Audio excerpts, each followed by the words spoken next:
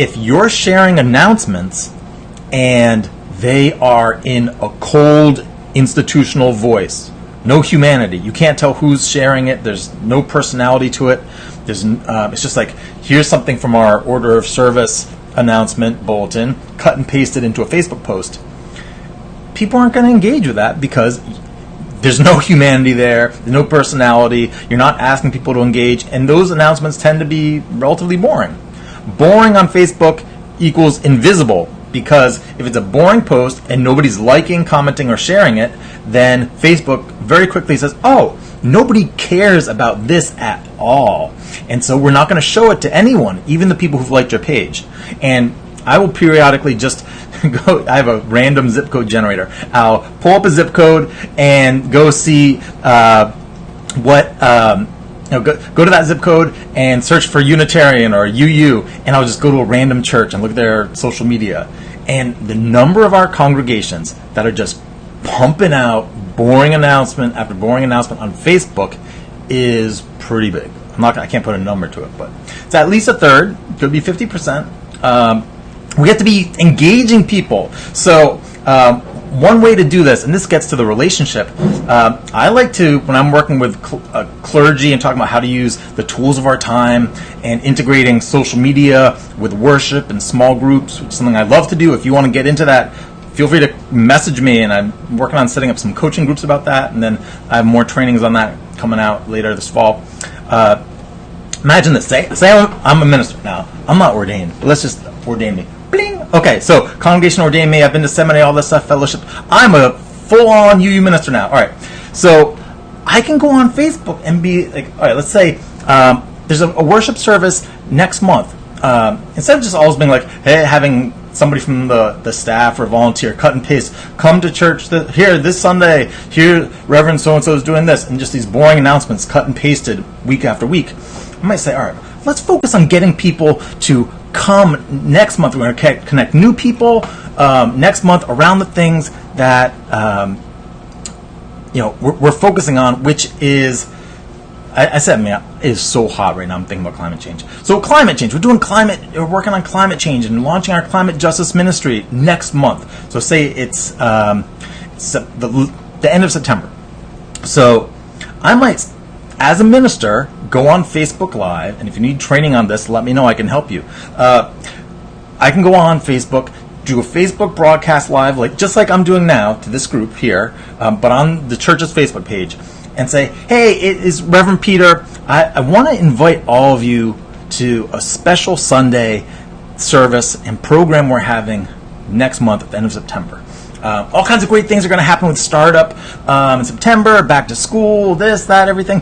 But I want to really draw your attention to the fact that we are facing serious challenges around climate change, and we all have to be involved now in some way.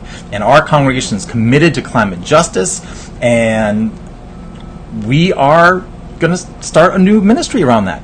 And so here's how we're going to do it. The end of September, I'm going to do a service, a reality check on where we are with climate change and how Unitarian Universalists can be engines for change and leaders in this movement, working with all kinds of other partners. And so I want you and everyone you know who cares about climate change, invite your family, friends, anyone who mentions climate to you, bring them that Sunday in September. And following that, we're going to have a program with maybe this panel of people, or we're going to have a climate action fair. We're bringing in people from all kinds of climate organizations in the town and our community. And so after that service, there's going to be some refreshments, and we're going to let you know how you can get involved with our new climate justice efforts. You can get involved with our local 350 chapter. There's Citizens Climate Lobby. There's Mothers Out Front. Of course, there's UU Ministry for Earth, and they've got this new climate justice hub. We're going to let you know all about that. And we recognize that it's important to be able to talk about climate change. So we are launching, as part of our small group ministry program, a series of regular groups where we're just going to have maybe every so often a session where people can come in and talk about just current climate issues. So kind of a climate small group ministry. Whatever, I'm just kind of riffing on that. But imagine, so you say, identify what your service is going to be 3 weeks to a month later. And then your minister explains why this matters, or lay preacher, or whoever's doing it. And then you share specifically what's going to happen, how people can get involved. And so you're creating this opportunity so everyone who cares about this thing knows, oh, this is the thing I want to do. I want to get involved. And then over time leading up to that, I could share, say through the Facebook page, I might say I'm the minister, so if I'm doing some research and the UU Ministry for Earth has this great opportunity, they have ongoing webinars and this new Climate Justice Hub, I might share a link to that and say, hey, I'm doing research for our Sunday next month on climate justice, and I noticed this fantastic resource. I'd love it if some of you would check it out and let me know what you think. Or here's a video on whatever, And so one thing I've noticed is there's a culture of, and I struggle with this too, as you are doing work preparing for any kind of presentation, when you stumble upon awesome information, there's a tendency to want to hoard it. But I think we can use social media to share the things that we're reading, researching as leaders, put it out there in advance. Don't hold it just to the time you're going to speak so that you can be the smartest person in the room, but put it out there and use it as a tool to engage people. So say, oh, here's the TED Talk on the thing I'm speaking about.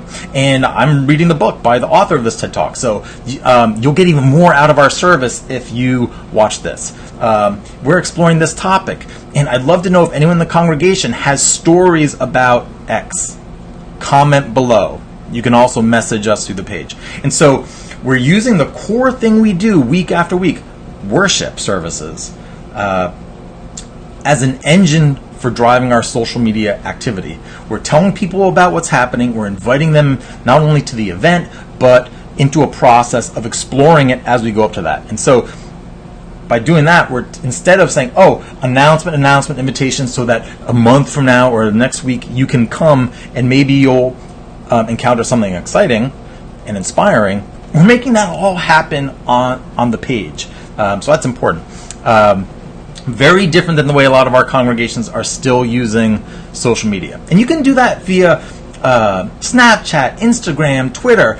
Put out there, hey, here's a video inviting people to this opportunity. We just need to be using the tools to engage with people as human beings. So not boring announcements, but staff people, leaders, volunteers in various ways, engaging with people, inviting them into discussion, exploration, justice efforts, also showing videos and photos of great things happening, and then inviting them. All right, let's move on. Small group growth challenges. All right, the number of congregations who have small group ministry programs who've had the same number of groups since they launched is huge. What happens is